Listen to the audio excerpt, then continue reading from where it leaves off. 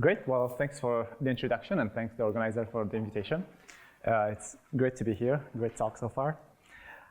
So this is a joint work in various papers with Philippe Angel and François Greer. And so let me just start by some motivation before I state the main result. So we all know the following fact is that if you take a lattice, which is just isomorphic to some z to the r, and some quadratic form on this lattice, which is positive definite,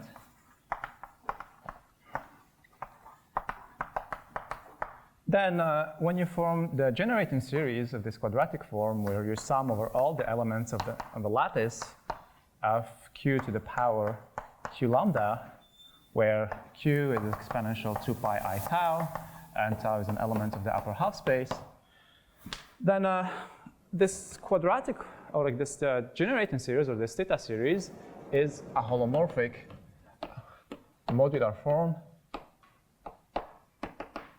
of weight r over 2, and some level which you can read on the on the lattice, on the intersection matrix. Okay, so I mean this means that the coefficients of this modular form are just the representation number of an integer by the elements of the lattice. So usually it allows you to obtain nice formulas for how many ways you can represent an integer by values of a quadratic form. In fact, you can do the following generalization, which is due to Siegel, where you pick an integer g at least 1, and now you sum over g elements in the lattice, and you take same q, but now q is going to be determined in the following way. So this g element will have a certain intersection matrix, M. So M is the intersection matrix of this g element. So it's a g by g matrix. And q to the power m is simply exponential of 2 pi I, the trace of tau times m, where tau is now an element of the Siegel upper half space, genus G. And it turns out that this is also a holomorphic Siegel modular form of weight r over 2, and then certain level that I will not specify. Okay, so this is a classic and well-studied story, at least since I think Siegel, and even before, like Jacobi and others. But when the lattice is not positive definite, then this naive theta series does not converge anymore, and you run into a problem. Now, there are many ways to fix this problem. And the way I will talk about today is like what's called like a geometric theta series. Okay, so that's my goal today. And so to give a motivation now from geometry, and this is an example we saw yesterday. If you take a one-parameter family of K3 surfaces, then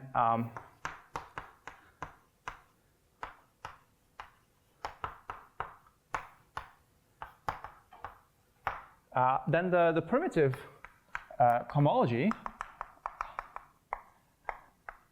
of a fiber of this family will be a lattice with a quadratic form. Okay, so it's going to be signature 2, 19, but since I like number theory, I will say 19, 2. Okay, we'll always have disagreements with my collaborators over this. Let me just say 19, 2, and the Noether-Lefschetz locus of this family, as we saw yesterday, is indexed by integers and at least 1. And this is the element in the fibers, or like a S in the base, sorry, such that the Picard group of XS has a cycle lambda such that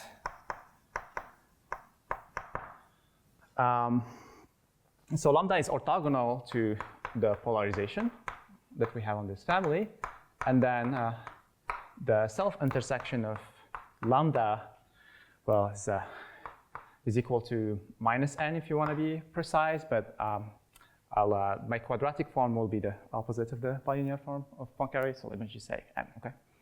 And okay, so and the theorem that appeared in Louis' talk yesterday is that when S is projective,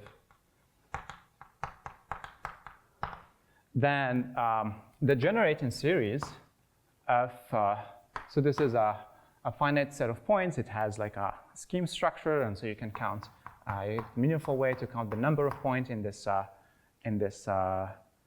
finite set. So the number of points here, q to the power n, and then the constant term is simply minus the degree of the Hodge bundle.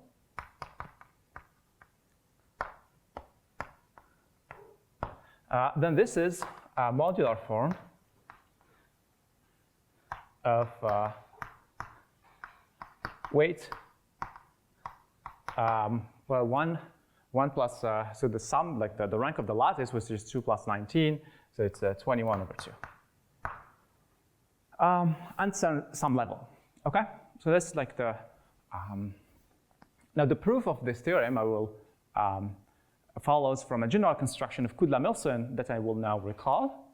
And in fact, it's somehow, it's done in a universal way. And we can do the following. So if I consider D the period domain for weight 2 Hodge structure on L, for polarized weight 2 Hodge structure on L, then this is simply a Hermitian symmetric domain. It's like the lines in the projective space of L of C that are isotropic and negative definite. So omega bar is negative. In fact, these are simply whenever you have a weight 2 Hodge structure on L, like LC, the decomposition as L20 plus L11 plus L02, it's just L20 will live in this space D here. And being polarized by Q as a weight 2 Hodge structure, exactly is like this set of two conditions.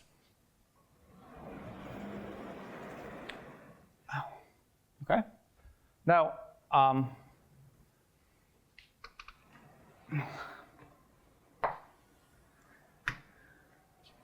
this limited Lefschetz numbers could be interpreted as an intersection of S with a family of codimension 1 cycles on this D, or rather it's quotient by an arithmetic group. So we have the theory of period maps, which says that this variation of a Hodge structure given by the family of K3s on S gives a holomorphic period map from the universal cover of S to D, and then this in fact descends to a map from S to D mod gamma, where gamma is some arithmetic subgroup that preserves the lattice L and that acts on D.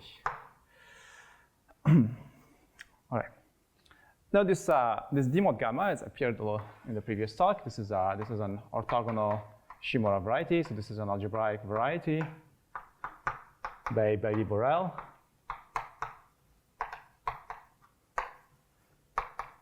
And this map here is algebraic.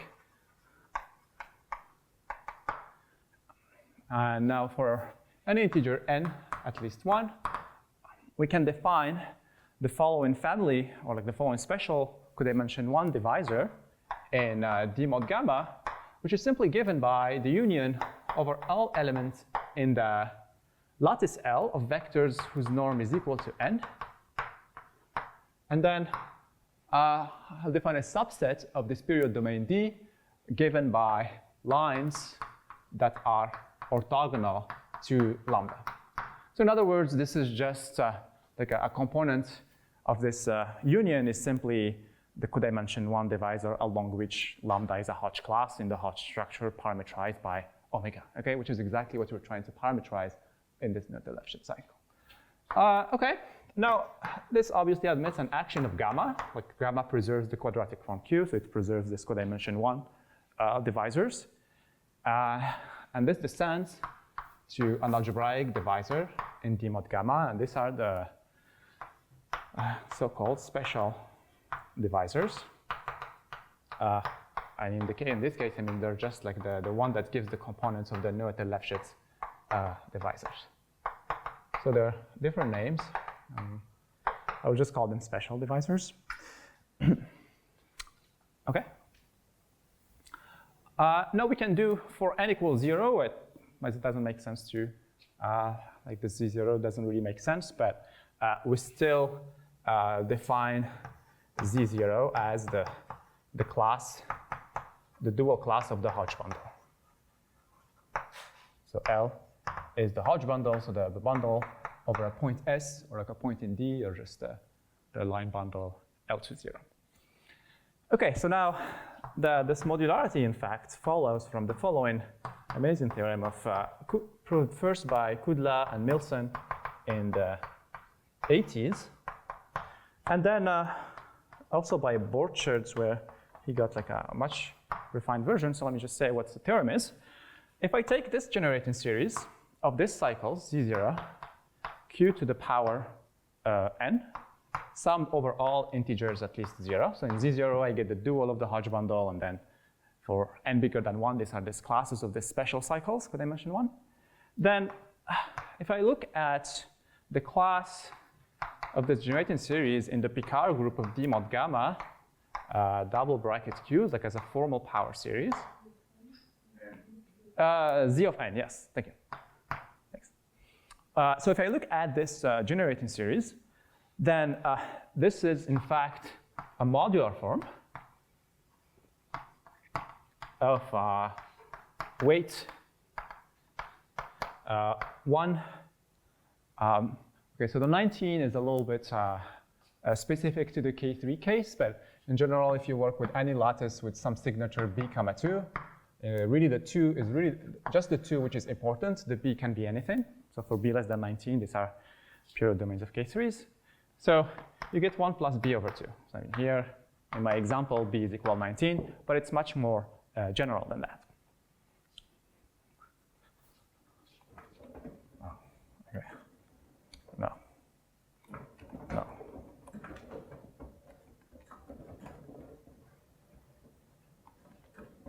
Okay, so you cannot make the 2 work at the same time.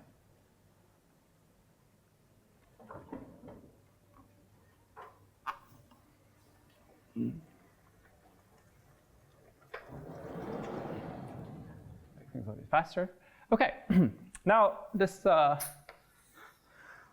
modularity result, in fact, then for the curve, the projective curve S, in some sense, like it's hold for any curve S in a universal way in the following sense. And so you can pull back, once you pull back this generating series along the period map.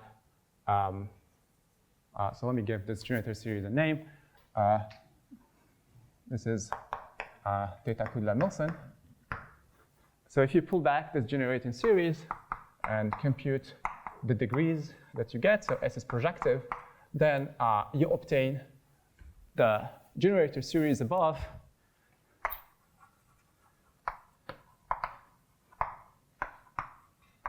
which counts like the Noether-Lefschetz numbers, and so it is in fact a modular form by Kudla and Millson.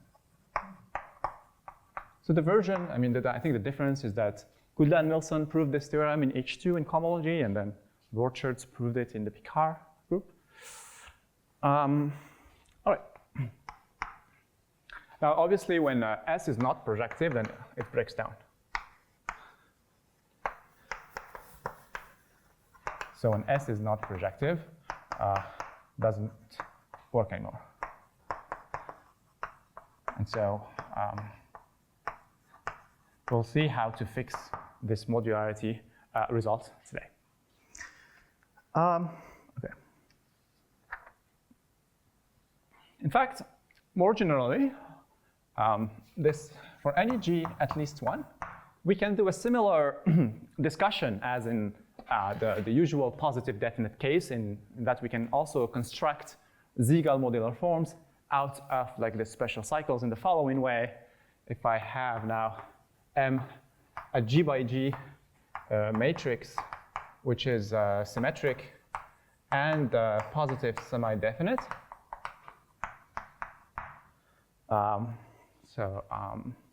Like semi-positive definites. Yeah. Then I can define a special cycle, C of M, which now will be the union over all the vectors, lambda 1, lambda g, in the lattice L. And the condition is that the intersection matrix of this vector is equal to M. And I'm looking at all the Hodge structures parameterized by omega and d, for which all these lambda i's are Hodge classes. So in the geometric setting, like if you're working over some higher dimensional base, you're looking at the set of points in the base where the Picard number jumps by at least the rank of this matrix. I mean, if M is actually positive definite, then you're looking at the locus where the Picard rank jumps by G. Okay, and now Kudla and Millson also proved the following theorem, that the generation series of the Z of M's, Q to the power M, like a cup product with the class of the Hodge, dual of the class of the Hodge bundle to the power G minus the rank of the matrix M, Q to the power M. Okay, so this is if the rank of the matrix is less than G, you don't really get a cycle class in codimension G. It gets you 0, so you have to account. In general, it's going to give you a class in codimension the rank of the matrix, and so you correct it by this cupping with this Hodge bundle. And then sum over all G by G matrices, which are symmetric, semi-positive definite, and call this, again, Kudla-Millson G. Now, this generating series is an element of, like this classes, in fact, exist in Chow, so it makes sense to ask for modularity in Chow. Okay, now, Kudla-Millson proved this theorem in cohomology. The modularity in Chow followed like a work of many people. I think so. The first, first appeared in some version in the thesis of Wei Zhang, and then Brunier and Martin Rome proved this version of the statement in Chow. And so, what is the statement? Well, this is a Siegel modular form.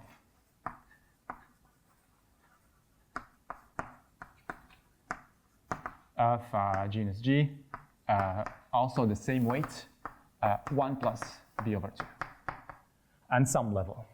Okay. If you are uncomfortable with the level, we can just assume that the lattice is unimodular, and then everything is for either SL2Z or SP2GC.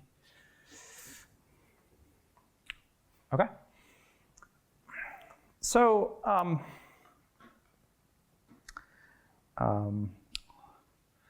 if I come back to this problem, like when S is not projective, Kudla asked, conjectured in the 2000s, that there exists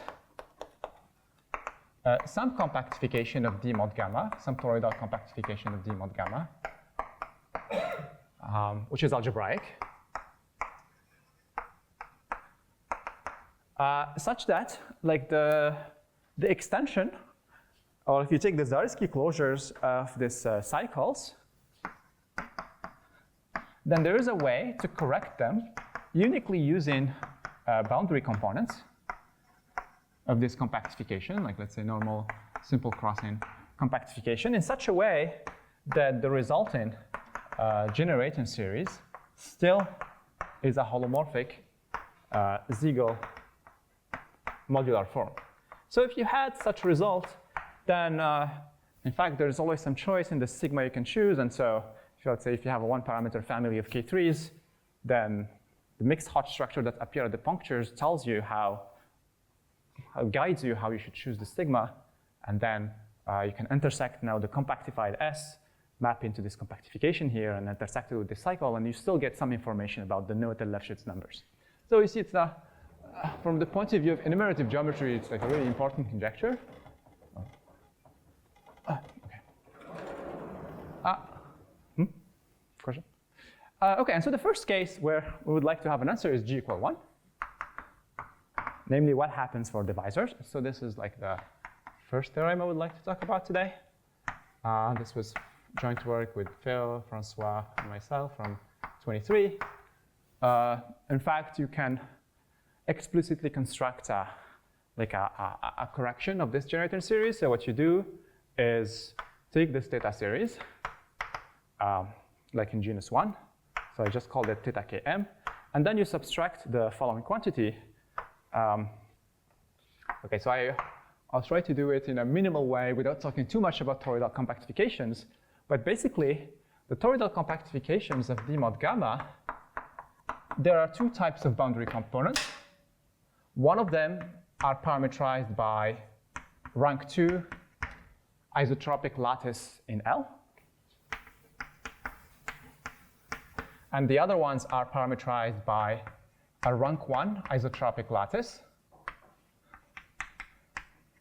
And alpha, an element in the, so if you have an rank 1 isotropic lattice, you can take I perp mod I. This is a lattice of signature b minus 1 comma 1. And alpha is an element whose norm is negative. So in other words, it's a ray in the cone determined by the quadratic form in the I perp mod I. And so this, the gamma equivalence classes of such data parameterize the boundary components of D mod gamma. So I don't need, or D mod gamma is in D mod gamma mod sigma. Okay, so I don't need to tell more. And the correction is in fact going to be by this boundary divisors Bj and Bi alpha. And so what we get for Bj is just the usual E2 Eisenstein series times the theta series of J perp mod J, which is positive definite. And there's a coefficient 1/2. And then, or maybe 1/12. Let me look at my notes. Yeah, 1/2. And then the next one is 1/12 generating series, rather this is like a sum over all the J equivalence, like all the equivalence classes of rank 2 isotropic lattices. And here the sum over the equivalence classes of all I omega, 1/12. 1/12 is here and 1/2 is here. Of the data series, so this alpha, because it has negative norm, alpha perp in I perp mod I, the orthogonal, will have signature b minus 1 comma 0. And so I can just make use of this classical theory of theta series, and I can take the theta series of this alpha perp and then multiply it by some weight 3/2 modular form, and this was a generalization of a Zagier form constructed by Brunier and Martin Schwagenscheidt. Times the boundary bi omega. All right, so I mean, in some sense, like what matters here is like what are the components that you use to correct the special divisors. And these are completely explicit just in terms of the Fourier coefficient of this data series of this lattice of rank n-2 and the usual E2, 1 minus 24, sum over sigma 1 of n, q to the n. And then this and this terms here that is also explicit. This was constructed explicitly by Brunier and Schwagenscheidt. So let me just say, in fact, this theorem was obtained in some form before, also like by Brunier and Zemmel first proved that in 2019, I think. You didn't write a verb. I didn't write a variable. Oh, I didn't know a variable. I did not see. This is like, these are theta series. So. No, you write a sentence. Oh, I did not write a sentence. Yes, that's true. So this is a holomorphic modular form. Thanks. So thereby, like, effectively, like answering this conjecture of Kudla. So I should mention that yes, this was like obtained from the theorem by Brunier and Zemmel, and also by Luis Garcia around the same time as us. Which is funny is like the three methods are completely independent. So, where does the sigma beta? The sigma, so the toroidal compactification is the specification of this cone decomposition in this I perp mod I. And so it's like a polyhedral cone decomposition of this cone. So for each I perp mod I, you have like some gamma invariant cone decomposition with finitely many gamma orbits. And so each of them gives you a term here. Were to choose a different toroidal embedding, then what would happen to the statement? So you're just going to obtain more terms. So this like will not change because this bj here only depends somehow on variable. The toroidal compactification is unique, but you're just going to obtain more terms here. So you can do like it's going to be a blow up, and so you're just like pulling back this to refining the cone decomposition. Gamma equivalence classes, or more, yeah, thank you. Alpha, so mod gamma. Yeah, I'm summing over all alpha. There's going to be finitely many up to the action of the Lorentzian lattice in the toroidal compactification. And so, in fact, for K3s, this will just correspond to type 2. Oh, so like why is there finite? Oh, this is alpha. Why there's like finitely many such alphas? Oh, this just Ashman-Ford-Rappaport tie tells you that's the recipe you need to do to construct a toroidal compactification so that you get like an algebraic boundary. Yeah, if you fix the toroidal compactification, of course. Yeah. If you like refine it, then you're gonna obtain more and more.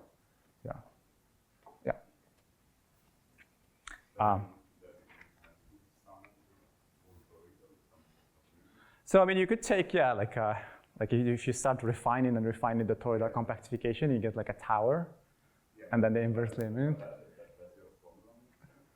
I mean, I guess you just obtain like a compactification with infinitely many boundary components, and then maybe you just have to make sense. Yeah. It's good. Yeah. It's codimension 1, but you get infinitely many. Yeah. I guess if you take a compact cycle, then maybe we'll meet finitely many of such divisors, and then it will make sense. Okay. And so, just final remark, this type 2, these are usually called type 2 boundary components because they correspond to type 2 degeneration of K3s. And these are type 3, they correspond to type 3 degeneration of K3s. Okay, the general case for higher codimension is still open for orthogonal Shimura varieties. Now I'm going to switch gears and tell you about another interesting example of Shimura varieties, which are the unitary Shimura varieties, which are really close to the orthogonal ones and where we have more results.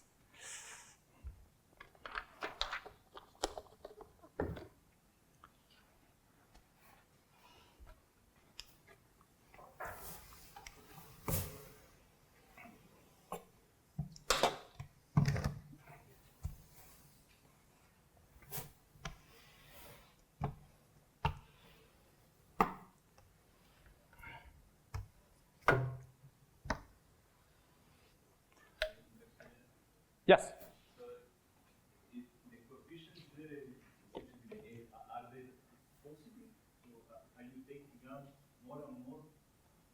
Not necessarily. For example, E2 is 1 minus, and this should be just a product of modular forms. This is 1 minus sigma 1 of n q to the power n. Yes, these are positive, but so when you take the products, then you're going to have everything, yeah. Because you have the 1 at the beginning, and then the minus the 1. Yeah. Okay, so another class of interesting Shimura varieties where Kudla also made this conjecture is these are the unitary Shimura varieties of associated to lattices of signature b comma 1. So the setup now, if you start from a lattice L with a Hermitian pairing in some ring of integer OK, so OK is a ring of integer of a CM field, quadratic imaginary.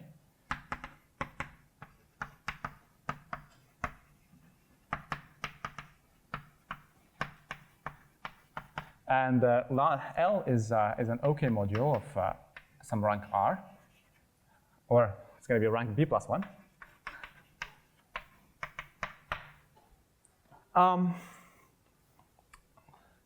Then there is an associated period domain, and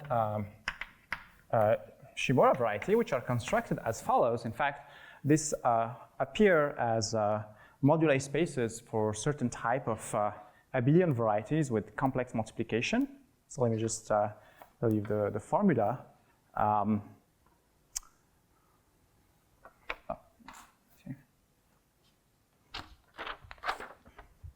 So, I mean, maybe like just a direct way to construct this D is just un1 mod u1 cross un, and then D mod gamma is a unitary Shimura variety.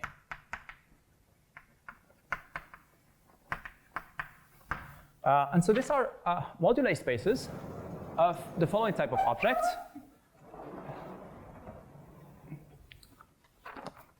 Okay. Maybe I should erase more.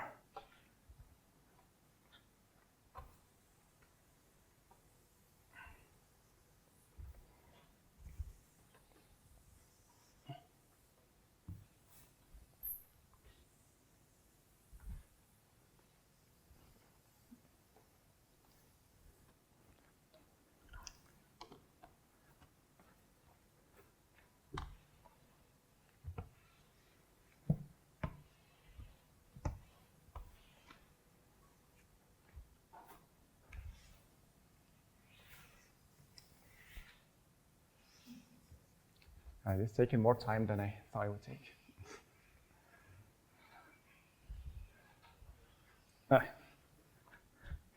Okay, so these are, instead of given the definitions, and these will be moduli spaces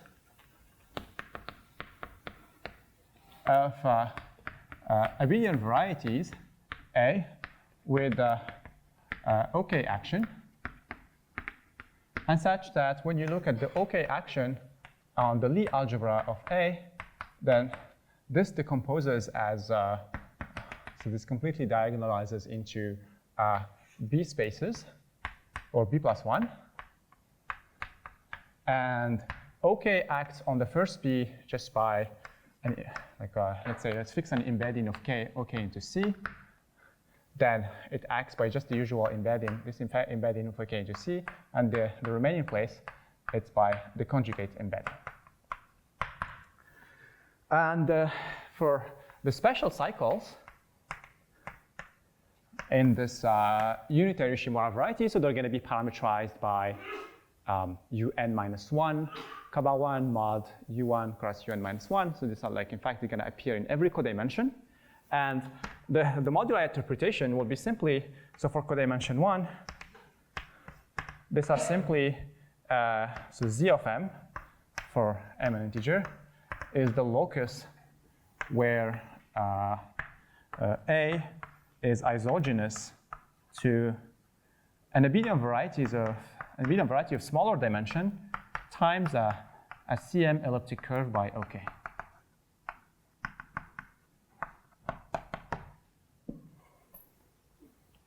Okay.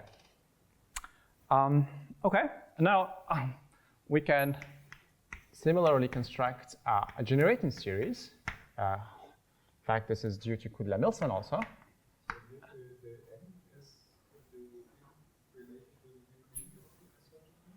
Yes. So I think if you look at the Helm from the H1 of E to the H1 of A, that has a Hermitian pairing, and it's the norm of element in that H1.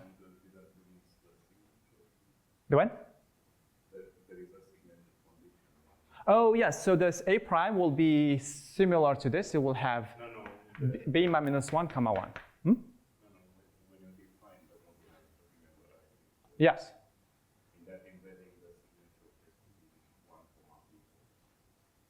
Right. This is like what I wrote here. Like the Lie algebra of A has to decompose under the OK action into B copies where the map would OK act by just multiplication. and the last copy where it's axed by the complex conjugation. Okay, in fact, it is possible, let me just like write it directly, like to do also a codimension G cycle for any G by G Hermitian matrix. And it's possible to construct a codimension G cycle in this Shimura variety, D mod gamma. Well, codimension G, if this matrix is positive definite, in general, it's going to be codimension, let's say just the rank of the matrix. So Kudla and Millson construct similarly a generating series over all the G by G semi-positive Hermitian matrices over the sum over the cycles, cut product with a certain Hodge bundle to the power G minus Rn, Q to the power M.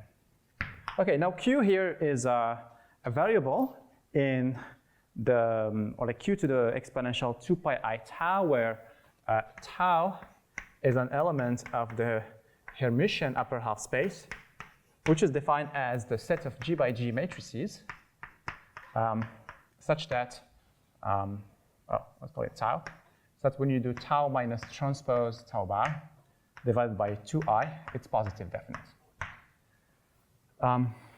Okay, so the class of modular forms that you obtain are no longer Siegel modular forms, but they are modular forms for this upper half space, which correspond to the dual reductive pair UG split UG comma G and U1 and UN1. Oh, I should say that's UB1. Okay. That's N of the delta is B. Good. Okay, and now theorem. Again, due to Kudla and Millson from the 80s, in fact, it's almost all in the same papers, is that this generating series is a holomorphic Hermitian modular form of genus G.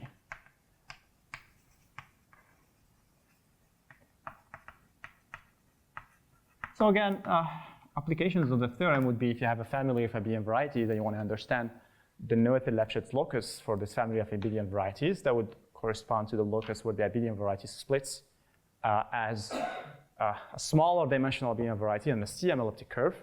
Then those numbers will be coefficient of a holomorphic Hermitian modular form. The coefficient? This one? This is in cohomology. In H2G of D mod gamma with R coefficient.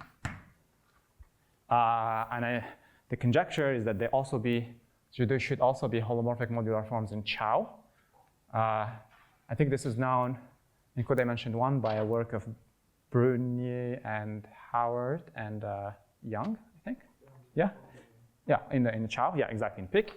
But for higher codimension Chow, I don't think anything is known. Maybe some partial result, but like nothing is, yeah.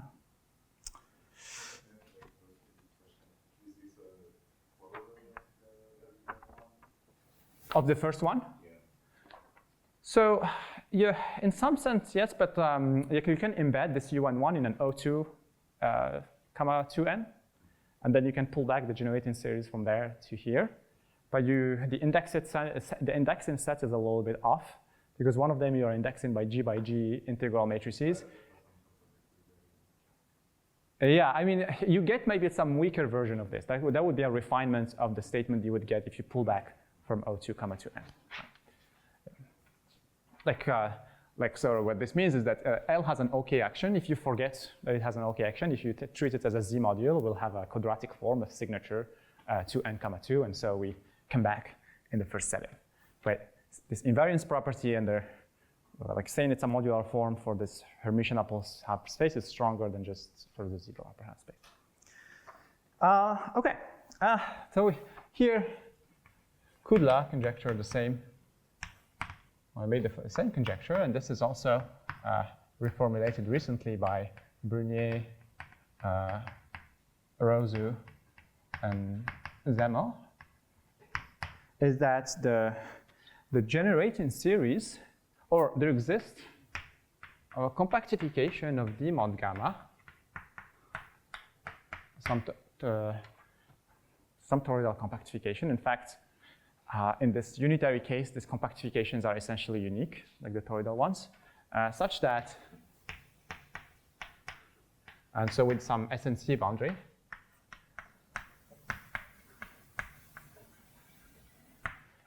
such that like you can, each special cycles, you can correct it by some boundary component in an explicit way. And the resulting generating series will be still a modular form of genus G, Hermitian modular form of genus G. So Hermitian holomorphic of genus G. Okay. Okay. I need to take down that one.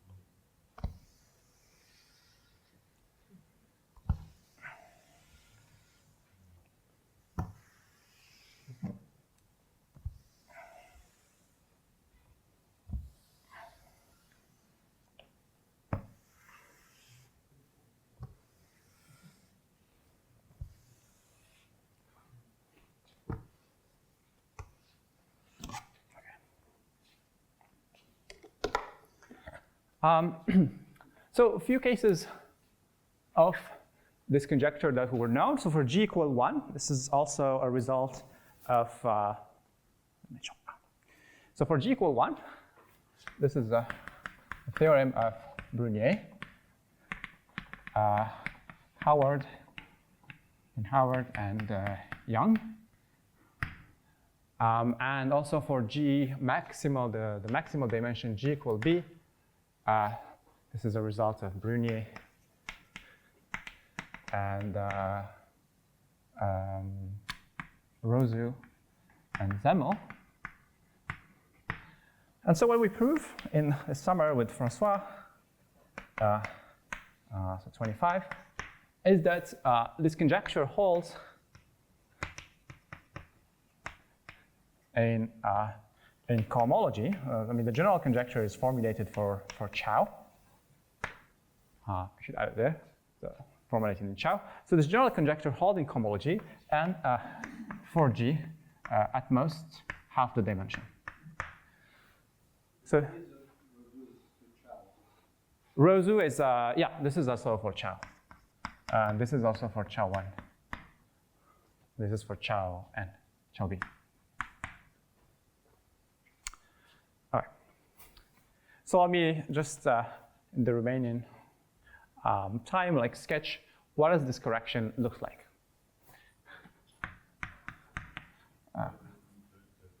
Yeah.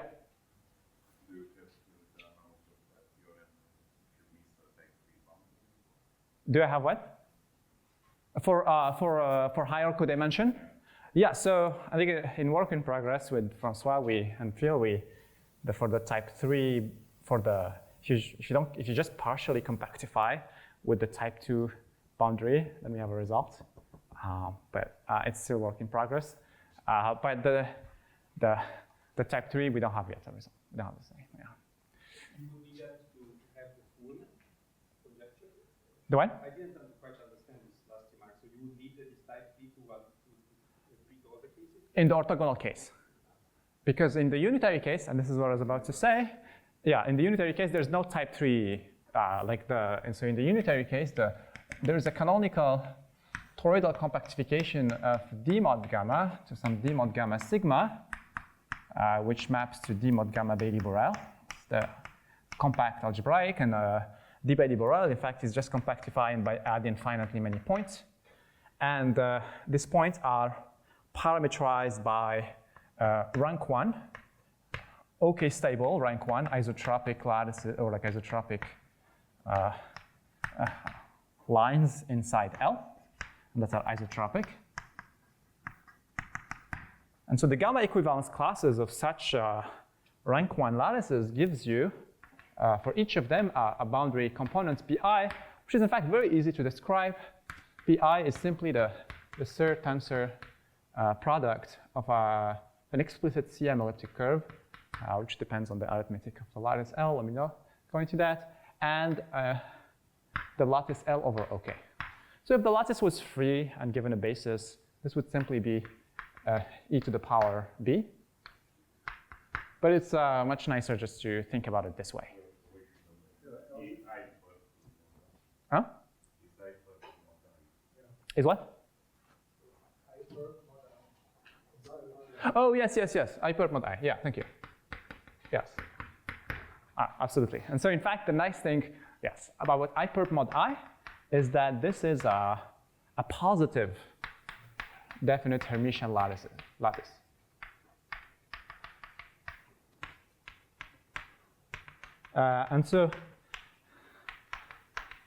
And so you see it come in for positive definite Hermitian lattices. We have a well-studied theory of theta functions, and that's exactly what's going to appear in this boundary.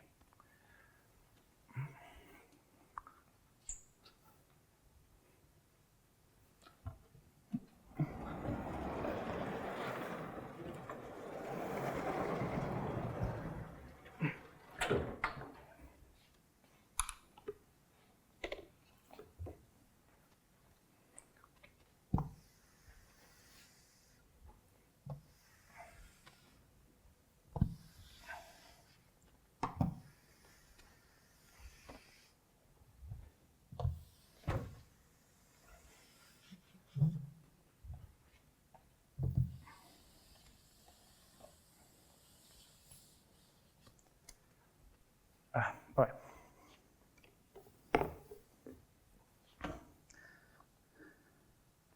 So, okay, so let me just give the theorem where I said that let me give you the first version. So the theorem, same with François. First version. So the first version is there exists a polynomial for each gamma equivalence class of an isotropic lattice I. There is a polynomial pi from I perp mod I to the power g to the Chow group of this boundary pi. So each lambda, in fact, pi lambda is pi lambda is I should say g minus 1. Pi lambda is a cycle in BI, and the correction is simply obtained by taking this theta series of Kudla and Millson and then subtracting the sum over all the gamma equivalence classes of I of the sum of the generating series of this pi lambda. Q to the power q lambda bar. And now I apply the Gaussian morphism from the boundary to the interior. Okay, so I mean these are algebraic cycles of codimension g minus 1 in the boundary, so I can see them as algebraic cycle of codimension g in the ambient Shimura variety. And so this is, in fact, the series makes sense also in Chow. Except that we don't prove it's cohomological, like it's a modular form in Chow. So we prove that it's modular after taking cohomology classes. So it's the correction is, the form of the correction exists in Chow. Is this modular form in Chow? That's a good question that I don't know the answer to. So after taking cohomology classes.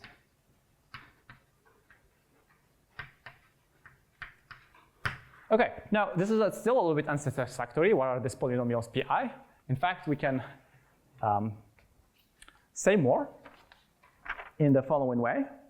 So let me say a more refined version.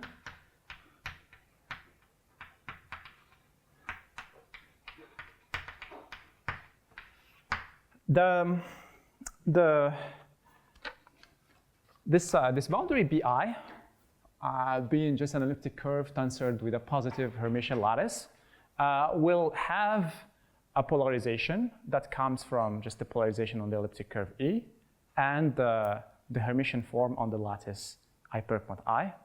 And in fact, the line bundle of this polarization coincide with the conormal sheaf of, or conormal bundle of bi inside D mod gamma. So this is like the first really nice observation, is that the L, which is the conormal bundle on bi, is equal to like the polarization, the canonical. There's a canonical polarization up to a scalar on E tensored with I perp mod I. Okay. And this polarization you construct it out of the canonical one on E, and then it's I perp mod I. This is bilinear form. Sorry, what? It's not the Hodge bundle of the interior, because the Hodge bundle on the interior restricts trivially to the boundary, because Beatty-Borel is a point in that case. So. Yeah, no, I was just thinking your notation. Oh, right. So let me call it N then. Yeah, thanks. Yeah. Okay. Now, this polarization determines like a primitive or like a Lefschetz decomposition on the cohomology of the primitive cohomology in degree kk of the boundary. Let's say with the Q coefficients, will have some basis that I will call W chi I. And in fact, this W chi I, you can choose them in such a way that they are algebraic cycles. Yeah, these are in CH K of BI. In fact, just the Hodge conjecture is true algebraic cycles. The Hodge conjecture is true in this product of elliptic curve situation. And now, to each such W chi I, which is a primitive cycle, we associate canonically a harmonic polynomial in k variables. K variables meaning these are lambda 1, lambda k in the lattice I perp mod I. Okay?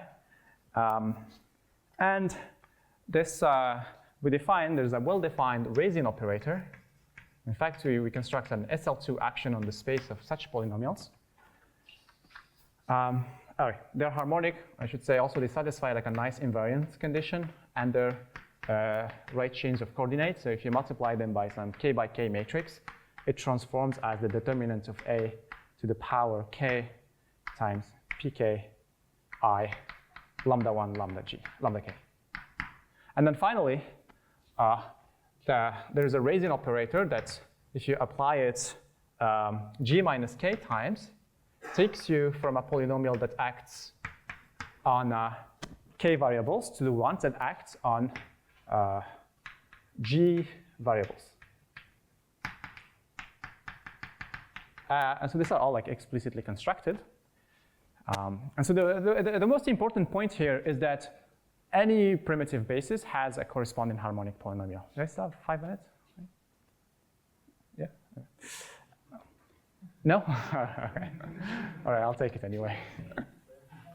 All right, so now this is like the nice fact is that this pi lambdas will decompose along the primitive, or like along the Lefschetz decomposition of the cohomology of the boundary.